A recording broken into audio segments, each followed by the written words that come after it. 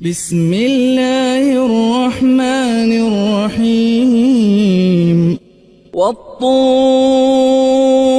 وكتاب مسطور في رق منشور والبيت المعمور والسقف المرفوع والبحر المسجور إن عذاب ربك لواقع ما له من دافع يوم تمور السماء مورا وتسير الجبال سيرا فويل يومئذ للمكذبين الذين هم في خوض يلعبون يوم يدعون إلى نار جهنم دعا هذه النار التي كنتم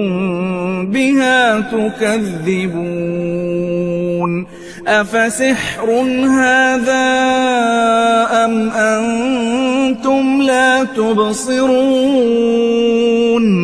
اصلوها فاصبروا أو لا تصبروا سواء عليكم إنما تجزون ما كنتم تعملون إن المتقين في جنات ونعيم فاكهين بما آتاهم ربهم ووقاهم ربهم عذاب الجحيم كلوا واشربوا هنيئا بما كنتم تعملون متكئين على سرر مصفوفة وزوجناهم بحور عين والذين آمنوا واتبعتهم ذريتهم بإيمان ألحقنا بهم ذريتهم وما ألتناهم من عملهم من شيء كل امرئ بما كسب رهين وأمددناهم بفاكهة ولحم مما يشتهون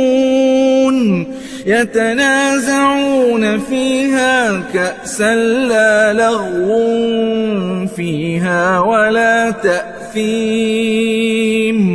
ويطوف عليهم غلمان لهم كأنهم لؤلؤ مكنون وأقبل بعضهم على بعض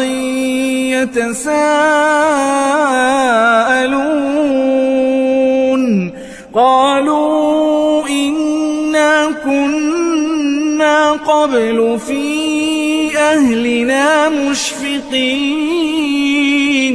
فمن الله علينا ووقانا عذاب السموم إنا كنا من قبل ندعوه إنه هو البر الرحيم فذكر فما أنت بنعمة ربك بكاهن ولا مجنون أم يقولون شاعر نتربص به ريب المنون قل تربصوا فإني معكم من المتربصين أم تأمرهم أحلامهم بهذا أم هم قوم طاغون أم يقولون تقوله بل لا يؤمنون فليأتوا بحديث مثله إن كانوا صادقين أم خلقوا من غير شيء أم هم الخالقون أم خلقوا السماوات والأرض بل لا يوقنون أم عندهم خزائن ربك أم هم المسيطرون أم لهم سلم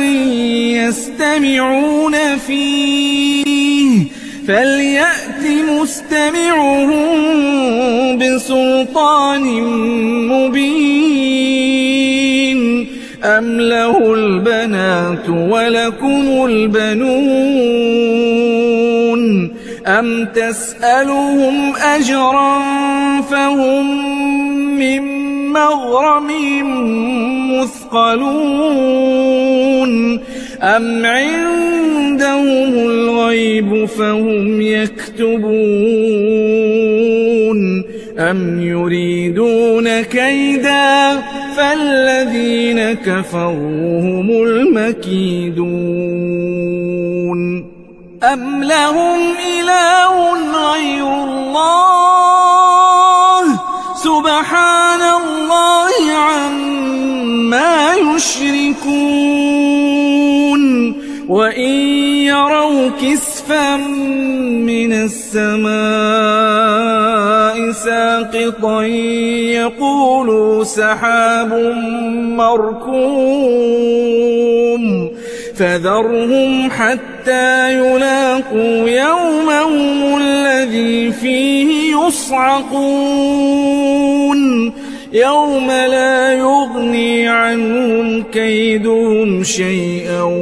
ولا هم ينصرون وإن للذين ظلموا عذابا دون ذلك ولكن أكثرهم لا يعلمون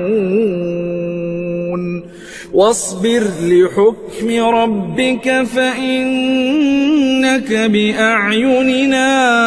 وسبح بحمد ربك حين تقوم ومن الليل فسبحه وإدبار النجوم